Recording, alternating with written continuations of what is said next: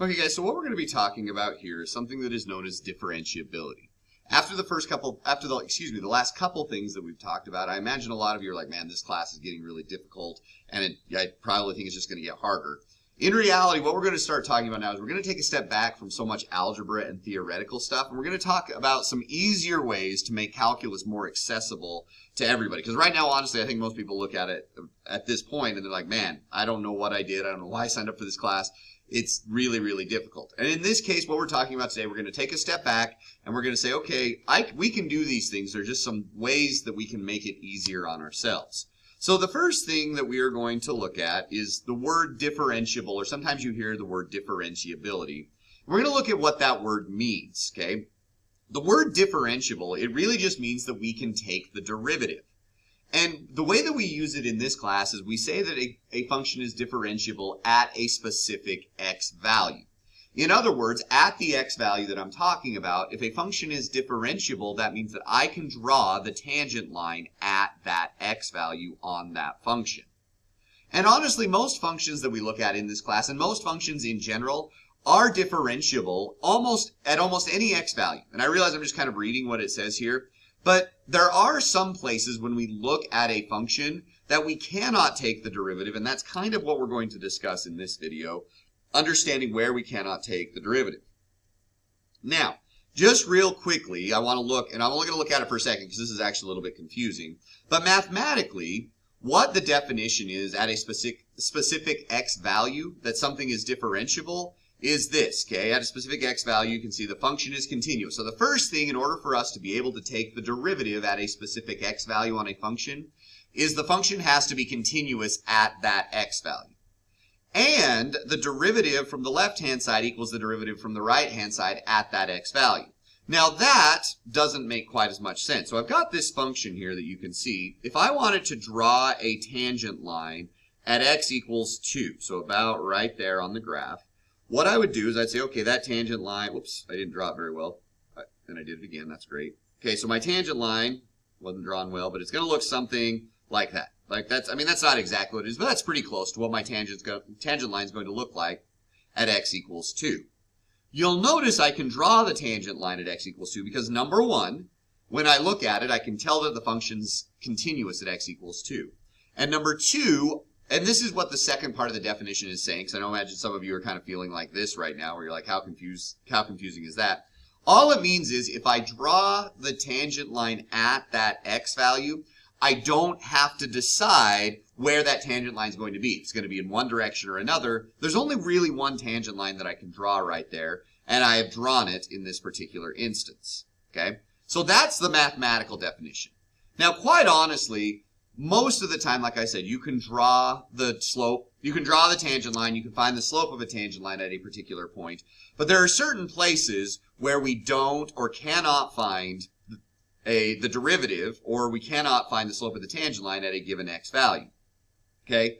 And the main thing that you look at is you say, okay, as I'm getting really close to a specific x value, like on this particular function, I've got this function y equals the absolute value of x. At x equals 0, there's something kind of weird going on here.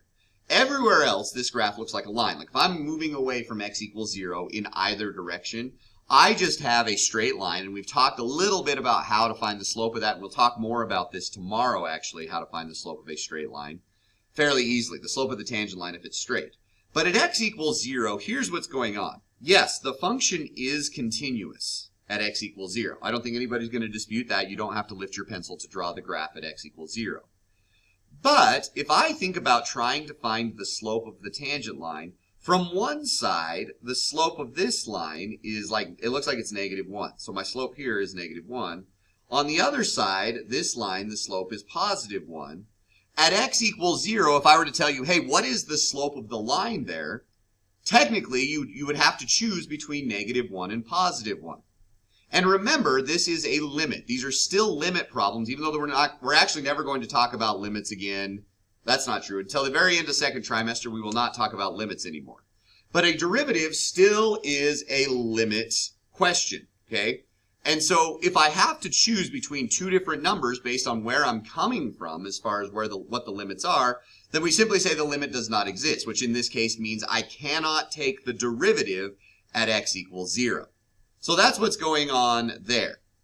Now, when you look at a graph, there are 4 different things that will occur that will immediately, instead of applying that big definition like we just talked about there, immediately I just say, okay, if I see one of these 4 things, I just know I can't take the derivative. So I don't have to apply that big long definition and say, can I find the derivative on this side or that side?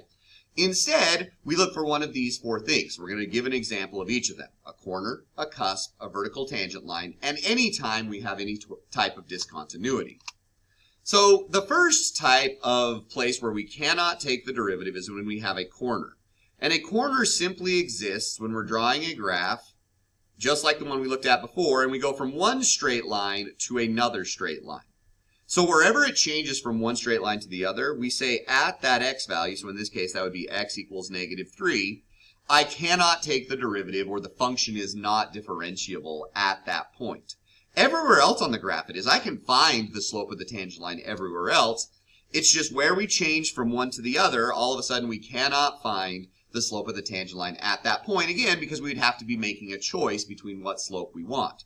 And corners come in a variety. As long as it's 2 straight lines, then you have a corner existing at whatever x value. This could be x equals 4. Whatever x value it is, that is where we have, as you can see here, that's where we have a corner, which means we can't take the derivative at that point. Okay? A cusp is very similar to a corner in that it looks kind of the same, but the way I like to look at it is it kind of looks like those seagulls you used to draw when you were a little kid. Where the body of the seagull is where we cannot take the derivative. So in this case, at x equals 4, I cannot take the derivative. Now, the only reason a cusp is different than a corner, because I know that's the next question, a cusp is similar because where we change slopes all of a sudden is where we cannot take the derivative. It's different, however, because it's not 2 straight lines. Either way, where it changes suddenly, where the slope changes suddenly, or where what the graph is doing changes suddenly, that is where we cannot take the derivative. Okay, so that's just what this is saying right here. Those derivatives don't match up. One is a linear, the other ones might not be a linear, might include a different type of function. Now, the next one we're going to talk about actually does not occur very often, and I've never seen it on the AP test, but it is something that we need to talk about. If I were looking at the function y equals the cubed root of x, that would look something like this. Okay? Now, what would happen on something like this is that x equals 0, so right there, for a split second, if I were to draw a tangent line, what would happen at x equals 0? So if I were to draw that tangent line, my slope would be undefined. And if my slope is undefined, then obviously I can't have a line there because that's not actually a line. And so we would simply say at x equals 0 here, that limit doesn't exist, and we cannot find the derivative there, so we would say the graph is not differentiable at that point. Now, like I said before, I've never really seen one of those on the AP test, but it is something that you should be aware of just in case.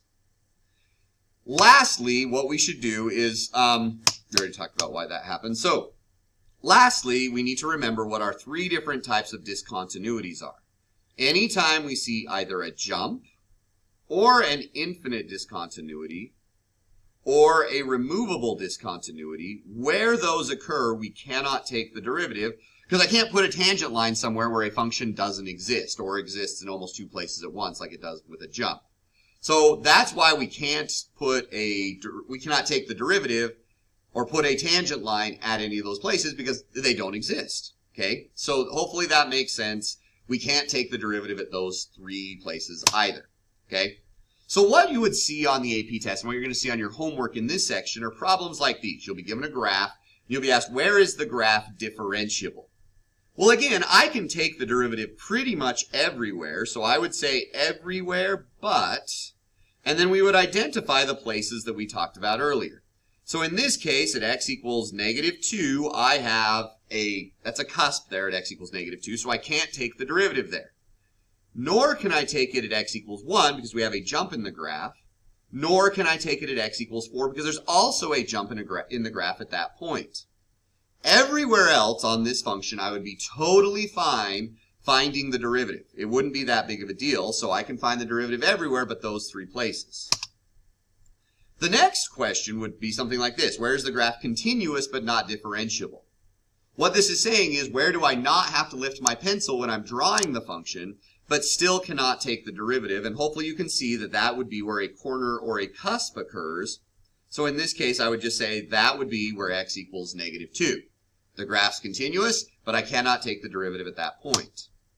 Lastly, where is the graph neither continuous nor differentiable? That's just asking where do we have a discontinuity on the graph. So that would be at x equals 1 and x equals 4.